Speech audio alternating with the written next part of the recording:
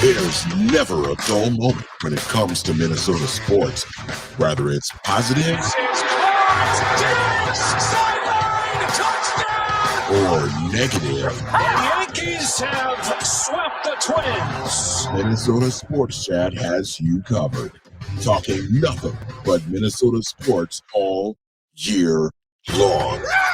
It's time now for the soon-to-be award-winning, if only in his own mind, Minnesota Sports Chat with your host, Ross Brendel. Edition number 190 of the aforementioned soon-to-be award-winning Minnesota Sports Chat. Sitting, I was going to say immediately to my right, but you would be more adjacent, would be the Darren Doogie Wolfson from KSTP Channel 5 Sports, and of course, SKOR North here in the Twin Cities. My man, my mentor, my friend, I can see 2/3 of your face with this poll in front of it. You know How you Ross? doing? Hey, whether it's 2/3, 1/3, whether it's all of me, none of me, we know each other. We've known each other for so long. It's not like you literally need to see me, but it's always nice to be in your presence, to be in the studio, to be here on episode 190. What an honor. Where is the party for episode 200? You know, maybe we'll take it down to TV. How about, can I have 5 minutes live on the sports on Channel 5? Wait, so you're assuming we even get 5 minutes? Hello, what world are you living in? Depends on the day, right? Yeah, I guess on Sunday nights, right? Sports Wrap is sort of kind of back. We get extended time on Sunday nights, but not the full half hour. So maybe, if this thing dovetails big time for the Vikings, in 4 or 5 weeks, what is it, about an episode, 2 episodes maybe a week? So we're maybe 5 to 6 to 7 weeks out from episode 200? Is that about right? Yeah, I do 1 or 2 this time of year. I do about 2 a week because tomorrow, what day is today?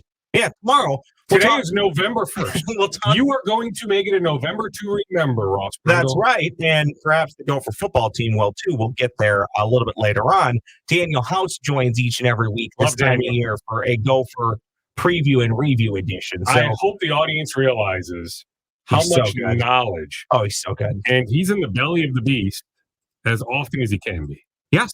Yeah. Our access is pretty darn limited, but the access we get, he is there constantly. He forgets more about Gopher football in 2 seconds than anyone outside of the building will ever know. Okay, inside the building, I get it.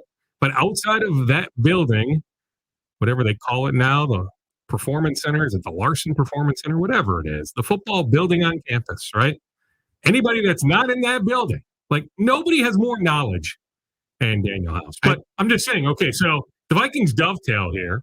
So we're talking, 2 episodes a week. Yeah. So we're about 5-ish weeks out from episode 200, right? Yeah, I would say so. After Thanksgiving? Yeah, we'll be talking late November, early December. All right, so at that point, if this thing dovetails for the Vikings, not sure it will, right, especially with the Broncos, the Bears, and I get it, the Broncos just beat the Chiefs, but the schedule is favorable. But if somehow this thing dovetails for the Vikings, we have all this content, right, this time to fill, right? We need content. So, I'll consider it.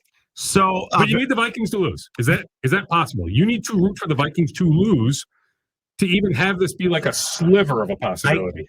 I really don't like putting this out into the world because I will acknowledge it kind of it can make you look bad. Made me look bad last year to pretty much everybody in Ames, Iowa, when, maybe I didn't choose my words the best because I don't wish anybody to be injured. But when Brock Purdy went out in the playoffs, I'm not going to lie, I did kind of take a sigh of relief because I was tired of hearing about Brock Purdy's the greatest quarterback in NFL history. I didn't want him to get injured, but I was happy that at least maybe we could all take a deep breath and I could hear about the 49ers without hearing about Brock Montana or Brock Young. Yeah, it's basically what they were talking about him as, right? You think about it, in an alternate universe, Brock Purdy isn't Mr. Irrelevant. He accepts the Vikings post-draft offer. 49ers, Vikings, Texans. Now, hey, it probably was always going to be San Francisco, but follow me here, right? Okay. In an alternate universe, he's making the start on Sunday for the Minnesota Mr. Vikings. Irrelevant. He is making the start on Sunday. You got it. For your Minnesota Vikings. Okay, but here's what I was going to say. The Kirk Cousins Minnesota Vikings injury is incredibly Minnesota Vikings-like. And follow me on this one, Doogie. If Kirk Cousins gets injured in the first 4 weeks, you look at it and go, okay, if we want to go acquire a pretty good quarterback, there's still a chance we can do it. There's time, the season's early. You'd be in the same situation that the Jets were in. Or at that point, you go, this is great. We're 1-3. We can commit to being 4-13 or worse. Now, classic Minnesota Vikings, they win 2 in a row. Then his leg/ankle falls off. You're currently sitting in the playoffs. You don't know whether to go forwards or backwards. It is classic Minnesota Vikings to be put in this situation. But I look at it right now, Dukes, and say, what the Vikings did at the trade deadline with Josh Dobbs, I'm fine with. You essentially gave up nothing. You're going to give them a 6th. You got a quarterback in return that you may use, you may not, but at least there's another healthy veteran in the room. You get to ride it out now. Jaren Hall, maybe he starts on Sunday and wins. Great. Then he starts again against New Orleans. Maybe you ride that out. Or he starts and looks awful and you turn over to Josh Dobbs and maybe he's still not that good and the team doesn't win a ton of games.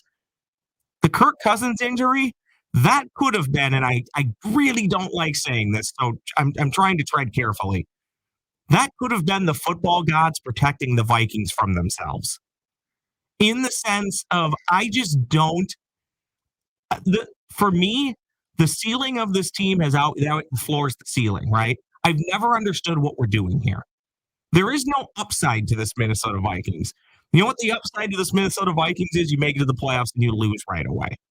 It's always been that way with Kirk Cousins, and I'm not saying it is his fault, but he's a part of the fault. And I know you cringed when I said that. I don't like people getting injured. I did cringe. I hope everybody understands it. Yeah, you weren't rooting for his Achilles to snap. Not at all. But in a weird way, this could now be the conduit for the Vikings finishing 6-11 and having to do a reset and figuring out what their long-term play at quarterback is versus kicking the stupid can down the road every offseason. What if I told you, Ross, what if I told the listening folks right now that I think there's a better chance today that Cousins is back than there was Sunday morning? And I agree with that. Kirk Cousins is back. And I agree with that. I'm actually okay with it because it'll be at shorter term and shorter money. Well, yeah. Less money. The reason I'm laying this out is, whatever the money was going to be, a healthy Kirk Cousins, it's not going to be the same. I don't know if there's a precedent out there. I don't know if there's a comp, right? But we know based on this injury, whatever he signs for in March isn't going to be what he could have signed for fully healthy. So yes, I'm just telling you, reading the tea leaves today, some of the comments from Kwesi Adolfo-Mensah, Kevin O'Connell earlier this week, Kwesi today. I'm just telling you, do not be surprised whatsoever if Kirk Cousins re-signs with the Vikings. Now, if you're picking 14, 15, 16, 17. This is the perfect scenario. You still go the route of a J.J. McCarthy, the Michigan quarterback. 110% different name. Or do you wait? Because I still think there's a strong likelihood they will draft a quarterback relatively high in April. The question is, will it be as high as the first round? Is Kirk on board with truly mentoring his successor? Would he at that point realize, okay, I'm 36 years old, coming back from a catastrophic injury. Oh, by the way, you probably know this better than I, but doesn't research suggest once you snap one Achilles that there is a more likely chance that you snap the other one? Didn't Jordan Hicks snap both Achilles? There's actually, believe it or not, Purple Daily has a staff doctor who shows up on occasion, and he's talked about this before, and I can't remember what his exact issue I hope is. I'm not talking out of turn. I think it doesn't mean that Kirk next year is going to snap his other Achilles, but that now you have to consider it. He's no longer Mr. Iron Man, so you need to have a capable backup. Can it really be Nick Mullins again?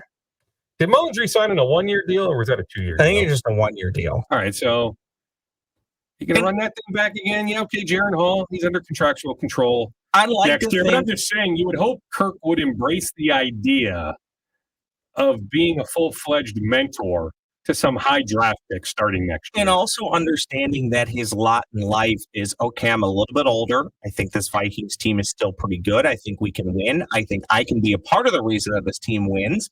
And if you're a true competitor like he is, and I believe he's one tough SOB, He is. I Yeah. would like to think that he would look at it and say, okay, you think Quinn Ewers is here to take my job? No, we're going to go 12-5 this year, and he's not taking my job. I'd like to think that he can do both. I can mentor a young kid because I do believe he would. I do think he's the type of personality that would. But also, he's competitive and would say, you can have this job, Quinn Ewers, Amir Penix, whoever it is, Bo Nix. You can have this job, but it's when I damn well choose to leave it, not when I'm told to go. To me, that's best case scenario. That That's is a best scenario case I can see scenario. playing out. I will also caution you, though, Ross, be careful what you wish for, right? With all the warts, and I get it. There are warts with Kirk. You know, easily you can do worse than Kirk Cousins. In the draft, you can use every player I just named could end up being far worse than Kirk Cousins. I do get that. I fully get that. But I also know, Kevin O'Connell, Kwesi, they talked about his career season was what he was maybe on track for. Mhm. True.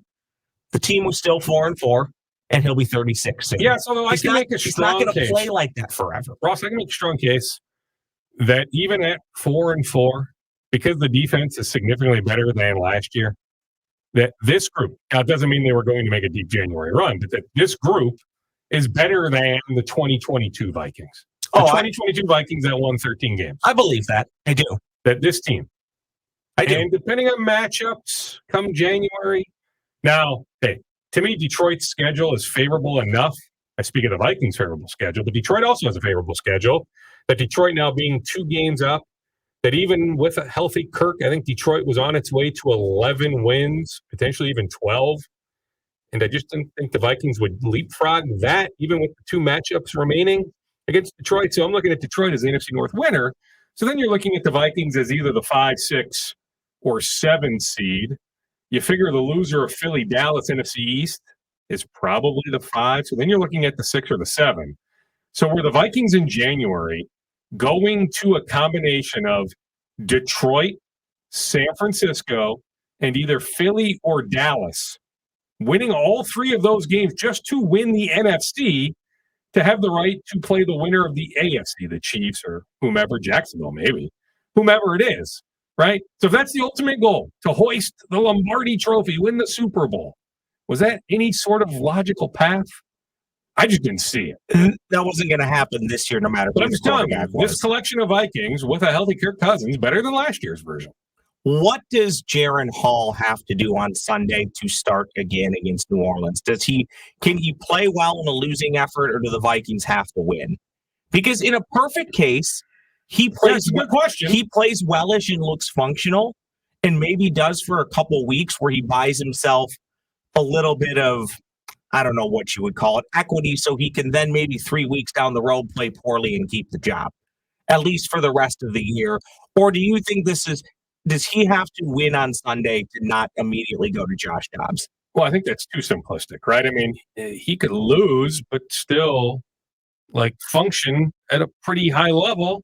Taylor Heineke now in for Atlanta. That's right. I mean, to me, Atlanta has a far better chance of winning a game with Taylor Heineke compared to Desmond Ridder. Heineke can open up the offense. He'll push the ball downfield, right? Atlanta could win something like 27-24. So let's say Jaren Hall leads the Vikings on 4 scoring drives, including 3 touchdown drives. Let's even say there's a pick in there. But let's say maybe the pick goes off TJ Hawkinson's hands or somebody else's hands, that it's not the quarterback's fault, that he's running when he needs to run, but he's still surveying the field, that at 25 years old, he looks like prime BYU Jaren Hall at times. But they lose. So that's my scenario right now. They lose 27-24. You mean to tell me Jaren wouldn't start November 12th against New Orleans? I think he should. You're nuts, right? Yeah. I mean, he should. And I would think he would. You're not going to bench him after a performance like that. So, to me, Ross, we need to see, right? I think we'll know, right? If we have this conversation at 3:10 on Sunday afternoon, I think we'll have a really good understanding if Jaren is going to be out there on November 12th or not. The odds are greater that he looks brutal than brilliant, Oh, of though, course. right? They're much higher that he looks absolutely brutal and in over his head. Although you would have thought that last Sunday, Will Levis, and I get it, second round pick, but Yep. you would have thought Will Levis making his first start for the Tennessee Titans, rookie quarterback, right? You would have thought, you know what? Will Levis is going to stink. Will Levis was brilliant. Vikings didn't need him, right? Had a chance. That is accurate. Apparently didn't care enough to take him. Mm-hmm. It's neither here nor there. I got to mix this one in, then a quick Timberwolves question. Yeah. Then I'm going to do 5 filler questions with you, but sports related. I got to mix this question in just because you know me. I got to make a little bit of a joke. Fair to say the Vikings thought they had plenty of options that were better than Ezra? Thank you. I knew you'd get that. Yeah. I knew you'd get that. This one's odd to me. The stats bear out he's an average guard. So if he's an average guard, why couldn't he play here any longer? Or B, how could you only get a middle pick in the middle of the 6th round? Well, you know what? On your latter point, the 49ers also had interest in Ezra. So you mean to tell me you couldn't bargain the Niners against Jacksonville, come up with at least a 5? I'm not suggesting a 4, but get a 5. Higher pick. But a 6 is fine. It's not a fireable offense by Kwesi Adolfo-Mensah. Ezra Cleveland in a contract year, he had interest in an extension. The Vikings never, my understanding is Ross, never engaged his representation in any sort of extension talk. And so if you knew he wasn't coming back, you bring in Dalton Reisner. His natural spot is left guard. He's looked fine, maybe not as good against Green Bay as he was the previous week against the Niners, but Dalton has a track record, right? You've got this guy, Dalton Reisner, plus you like Brandel, you like even some other guys you have. Ingram's been better, too. He's been better this year. Well, and I mean, that's a Kwesi draft pick, right? So you're not pulling the plug on a second-round pick. Ed Ingram, who you're right, Ed Ingram has gotten better as the season has gone on, much like the entire offensive line. Right now, what is it, a top 5 to top 8-ish offensive line in the NFL? That's also it's weird to say that, but the Vikings have a legit top 10 offensive line. It's also the crazy thing about the Kirk Cousins injury. If you would have told me in the offseason he's going to get injured in week 8, you would have assumed it was because he got hit, right? In this case, protection's been pretty good all year. This was largely a non-contact injury. Yes, although didn't Brian O'Neill partially, not fully, but partially tear his Achilles on that Lambeau Field turf? And according to... Everybody talks about the U.S. Bank Stadium turf, which there is something to be said about that, right? Mike Williams, Chargers, heck, Travis Kelce got dinged up in the Vikings-Chiefs game, right? I mean, that U.S. Bank Stadium turf is one of the worst in the league. But, hey, Brian O'Neill, right, on New Year's Day, and now fast forward 10-ish months, and then you got Kirk Cousins on the same field. New turf after this season already, right? That is accurate. Yeah. I guess I shouldn't say Ask John Anderson of the Gophers how he feels about that. Well, let's not get into that.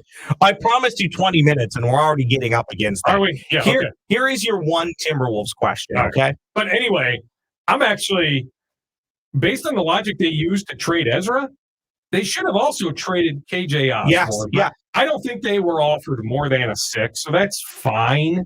But, like, they know KJ Osborne is not coming back in March, like 100%. You drafted Jordan F. Like, you're not bringing back KJ Osborne. It's nothing against KJ. Go get paid. Go have a bigger role elsewhere. But I thought they should have also traded KJ Osborne yesterday. I think if Justin Jefferson wasn't injured, they would have taken that 6th round pick and did it. But right now, this gives them a little bit more. Yeah, because Jefferson, no guarantee he's back for the New Orleans game. Yeah. Eligible to come back. And he's not far off. But this may be more like a 5 to 6 week injury, not a 4-week injury. And so Jefferson may not be back until the end of the month, not November 12th. And so that buys you a little bit more time. Some of that may Plus, also. Brandon Powell is also banged up. The Jefferson bit, too, some of that may also just depend on what happens in the next week or two. If the Vikings dump the next 2, is there going to be any need for him to really rush back at 4 and 6? Well, I mean, he wants to be back, right? I mean, there's incentive to have another 1,000-yard season. Like, he's a competitor. Everything I know about Justin, I'm telling you, Ross, Justin wants to be back on the field as soon as he can be. Your Wolves question, why is it so GD impossible for this franchise to hold on to big leads? I just, honestly, at halftime of the Atlanta game, I saw the score, and all these tweets, great half for the Wolves. Well, it was. And it was. 79 points, and it was. But with this franchise, why do we laud the first half of a game ever until we see the final score. And I get it. It's a different NBA. I get it. You can erase scores quicker than you ever could. But also, I would combat that and say, you can also keep scoring points and make it more difficult. A 42-12 run? How is that possible? When Atlanta played the previous night, by the way. Yes, I was just going to say that they played. In theory, right? They should be tired. 19 points up on them at the half. They play the night before. In theory, they're supposed to have tired legs, right? You're supposed to get them to curl up in the fetal position, but you gave them a sliver of hope, and they ran with it. Yeah, Ross, was it 1, 2, 3 where the Wolves finished last year and blown double-digit leads? I don't remember the exact number. Among the worst in the NBA. And hey, there's context to that, right? Like you could lead 12-2, right? 5 minutes into a game. Technically, you're up double digits. Then you could go on to lose the game. But that's not the ones we're talking about. The Wolves lost a ton of double-digit leads. And oftentimes last year. Bad teams. So this is who they are until they show us otherwise. You can't have any faith, right? You just can't. And I had Glenn Taylor on the Scoop podcast 8-9 days ago. Gosh darn, there's been a lot of stuff that's happened. But didn't Glenn break the Jaden news to you? Yeah, he did, as we were talking. So I think Shams was able to have the fast fingers put it out there. But anyway, you had it first. You had it first. I'm able to add, hey, the national guys get, the initial scoop. My goal oftentimes is to advance the story. However I can advance the story. So whether it was, hey, it's 5 years fully guaranteed, no player option, no team option, whatever it is, there's always ways you can push the story forward. But yeah, I was talking to Glenn as the news was happening, and he knew it even, when he picked up the phone. But when I went down the line of questioning about Jaden, yes. But he had mentioned in that conversation, Ross, there's a heavy emphasis on a fast start. Even with a challenging schedule, like they don't want to be 8-7 or 7-8 after 15 games. The idea is you look at Denver last year. Like Denver ran right from the get-go. Did Denver ever fall from the 1 seed last year? Like you look at how Denver did the first 8 to 10 games last year, and it just continued all the way through. They put a heavy emphasis. They'll continue to put a heavy emphasis. Heck, win tonight against Denver, beat Utah over the weekend. Heck, beat the Celtics on Monday. Run off a winning streak here, right? So it's still possible, but I'm just saying here at 1-2, playing Denver and Boston in 2 of your next 3, right? Like it's going to be hard to avoid like an 8-7, 7-8 start through 15. So what's your record at the 15 game mark? In the Western Conference, now James Harden in the West. Maybe that doesn't work with the Clippers, but I think short term, can they stay healthy? There's all sorts of questions about the Clippers, but now the Clippers might be better, right? And so you're trying to figure out where the Wolves fall pecking order wise. Are they better than Phoenix, Golden State, Denver, the Lakers, the Clippers? It's so early. It just sucks to be 3 games in and feel like this looks and feels an awful lot like it has in previous years. Well, I agree. And it's very early. And you even go back to last Wednesday, though. You're thinking, that Toronto team looks pretty good. How's Toronto done since that game? I don't think they've won a game, right? They won. Yeah. I mean, they collapsed in Chicago a few days ago, right? And I still like a lot of the pieces. Like, I love Scotty Barnes with the Raptors. But I'm just saying, we thought in that moment, a Toronto tricky matchup for the Wolves. Toronto, hey, they're going to be a lot better this year. New coach, right? All this and that. And, yeah, look at Toronto since then. And I get it. All a relatively small sample size, so I understand that. But just with Glenn Taylor saying, hey, we're putting a heavy emphasis on a fast start, then you lose 2 of your first 3, staring at the defending champions tonight, and a really, really good Boston team on Monday. It's going to be hard to get off to a really good start. Doogie, you love Scotty Barnes. I love Beans Coffee Company. Mm-hmm. It is the holiday season now. A very happy Honda Days and Merry Toyotathon to you. 'Tis the season. Thank you. You love my bad humor. At least you humor me enough to make it seem like you do. Doogie's a big Beans Coffee Company fan, as am I. I do want to give a quick plug. Go to coffeebybeans.com. Truly a blend and a variety for everybody. Coffeebybeans.com. Promo code SportsChat's going to save you some cash at checkout. Again, promo code SportsChat at coffeebybeans.com. Perfect for the upcoming holidays. Perfect for your family get-togethers. Also, just a good local Minnesota company with some great coffee. Light roast, medium roast, dark roast. I love the Mikado and the Perfectus. Doogie, I don't even remember what I gave you, but you did tell me that you liked it, which means a lot because I've never known Doogie to be a liar. Coffee by Beans. I don't lie, Ross, because I can't remember. Right? Like, that's if you the lie, problem. then you If need you to lie, remember you're lying. I'm like, I'm not capable of remembering. well, I'm getting older. My memory isn't what it used to be, Ross. So it's just easy to be transparent, to be honest. And so, yeah, I mean, I would tell you if I didn't like it, and it's rock solid coffee. As George Costanza once told Jerry Seinfeld, remember, Jerry, it's not a lie if you believe it. Coffeebybeans.com, promo code SportsChat. Okay, Doogie, I want to get you out of here and I want to go home. So 5 Minnesota sports filler questions really quickly. Are you ready? Whatever you want to do. It's your show. All right, number 1, who wins the Big Ten West? Ooh. You got a lot of crap to pick from. I do. Gosh, I still think talk to people in Lincoln, they make the case for Nebraska. Who wins the Iowa-Nebraska game? I do think the Gophers, with all the issues they have, this is not a good Gophers team by any stretch. No.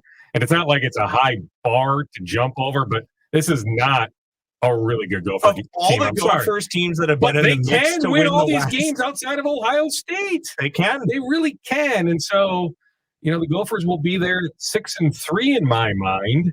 You have tiebreaker on Iowa. You have tiebreaker on Wisconsin. But you need Iowa to lose another game. But does Nebraska beat Iowa? You have tiebreaker on Nebraska. Look out for Northwestern. No, I don't think so. No, I'm just saying, can Northwestern beat Iowa? Well, anybody can beat Iowa. Correct. And you're just looking for one more Iowa turmoil now. Ferentz not coming back as OC. Thank you, Beth Getz, by the way. Yeah, I mean, it's unfortunate McNamara got hurt, right? I mean, Iowa would have run away with the West. But, hey, not like the Gophers need to apologize for what they did to, the backup quarterback and everything else down in Iowa City. Who you got? If I say the Gophers, it won't happen. I think it's Wisconsin still. Yeah, I may lean Wisconsin. And I believe Fickle that. will figure it out. Will Mordecai be back? Is that a season-ending injury? No, it sounds like they think he might be back in a couple weeks. Okay, then I might lean. If he's back for that November 25th game against the Gophers, even though it's here, he's a capable quarterback. I know he hasn't shown us a whole lot this year, but I may be with you that I lean Wisconsin. I just talked my way out of what I said that the Gophers can win all their games outside of Ohio State, that the Gophers can trip up against Wisconsin on November 25th. I'd just like to see the Gophers still get the 7 wins, and I do think that can happen, especially if they win the next 2. Number 2, give me one free agent or likely trade target for your soon-to-be World Series champions, Minnesota Twins. Well, from a free agent standpoint, I mean, they put a claim in on Lucas Giolito, right? So what's that number look like? They'll need to add a starting pitcher in some form. Now, to me, I call up the Brewers about Corbin Burns. I mean, that would be my guy. That would be fun. Now, the package would be through the roof, but you got to give to get. But that would be a guy I would target. But knowing they put a claim in, well, heck, on 2 free agents. I mean, if you're thinking about center field insurance, is Michael A. Taylor back? Yes or no? Harrison Bader. They put a claim in on Bader, so we know there's some interest in Bader, and they put the claim in on Lucas Giolito. So I would look at those 2 guys, Harrison Bader, Lucas Giolito, but I certainly would call the Brewers on Corbin Burns. You already kind of answered it, but the week 1 starter for your 2024 Minnesota Vikings is? Well, I mean, heck, like an Achilles injury isn't a death sentence. No, Aaron Rodgers might be back in a handful of weeks. A different weeks. surgeon did Kirk's surgery, right? So, the guy out in California, Dr. Neil, he may not be Dr. Chris here at TCO Performance. Right. So, but it's possible to be back in 10-ish months. Right. So, Kirk may get a good amount of August to get work in, and he's good to go. Re-signed with the Vikings. So he's good to go, whatever week 1 is, that Sunday after Labor Day. So at this point, Kirk Cousins. I know you're Mr. Minnesota Wild. Does Dean Evison survive this year as the Minnesota Wild head coach? I haven't heard of any sort of steam that like he's in, danger. Hockey. They're all in danger. Of course they are. You know what? Considering what Billy Gehring told us at the season wrap-up news conference last year, after last season, so this calendar year, but last whatever it was, early May, about being handcuffed, right? The cap ramification still from the Prezi Suter buyouts. that they have that as a built-in excuse. Let's see some development. We are seeing it with Marco Rossi right now. Like, he looks like a legit NHL player, right? So doesn't Dean Evans and his staff deserve credit for that? I mean, heck, Jared Spurgeon finally practiced today, right? Should be back. Can't be back for the New Jersey game on Thursday, but could be back as soon as this weekend. Matt Boldy expected back for the New Jersey game on Thursday night at the X. So let's see Dean with a fully healthy roster, or at least close to a fully healthy. I get it, Alex Galgoski still out for a little bit, but let's see this roster with Spurgeon, with Boldy in the lineup. Let's see what they can do. They got off to a slow start, or a semi-slow start, a comparable start last year. Still ended up with, 100 points in the regular season. Don't know if this group will win another 100 points, but I don't think Dean is in trouble anytime soon. So what was the exact verbiage on your question, Ross? Does Dean Evison survive the Minnesota Wild season? Yeah, I think he does. Now, if he's the coach next year, we can have a different conversation. But yes, I will say he does survive this season. Well, speaking of the coach next year, funny you should bring that up. How many games does Ben Johnson win this year at the University of Minnesota? Well, I mean, have you seen the non-conference? There is winnable games, plenty of winnable games. There is a couple tougher games. I know, but like St. Thomas has a tougher non-conference. I know. St. Thomas against California. Isn't Mark Madsen the former Wolf? Isn't he the head coach of the Cal Golden Bears now? St. Thomas at Cal Berkeley on Monday. I mean, if Ben gets to the Big Ten season, or whatever, I know it starts early, but he's 8-2 non-conference. Can he win 5 or 6 conference games? I think he win 5. The question is, does Mark Coyle really, really want to hire Nico Medved or somebody else? You think about the secret scrimmage in Fort Collins, Colorado a couple Saturdays ago. The Rams beat the Gophers by darn near 30 points. Now, I was at Gopher Basketball Media Day late last week. They were claiming, hey, like we were exploring with different lineups. You know, everybody played. Still shouldn't get run that bad. Win, but yeah, I mean, I'm sure Colorado State was doing some of the same things. You still lost by darn near 30 or like 30 points. Nico Medved is a really good coach. He's got the ties here. Like, if Mark Coyle has his eyes squarely on Nico, you may make the move, but I guess I wouldn't be shocked based on the vision that Ben laid out to Mark when Ben got the job that Ben gets a 4th year. But all bets are off if he does get that 4th year. Like, you need to make significant progress 4th year, and also progress, though, this year. The question is, can you win 5, 6, 7 Big Ten games, finish 9th or 10th, not 13th or 14th, right? And so, I mean, it's something I'm keeping an eye on. I mean, there's no doubt about it, Ross. But based on the vision that Ben laid out, I can tell you that Ben anticipates being back for a 4th season. How about that? All right. But I will be keeping an eye on Nico Medved, a few others, as this year goes on. And we really won't learn a whole lot about the Gophers unless they lose, I guess, tomorrow night to McAllister or something like that in the exhibition. But I don't think we'll learn a whole lot about the Gophers for a few weeks. I mean, the non-conference is such a layup. Doogie, that's all I got for you. We went a bit over on time. I apologize.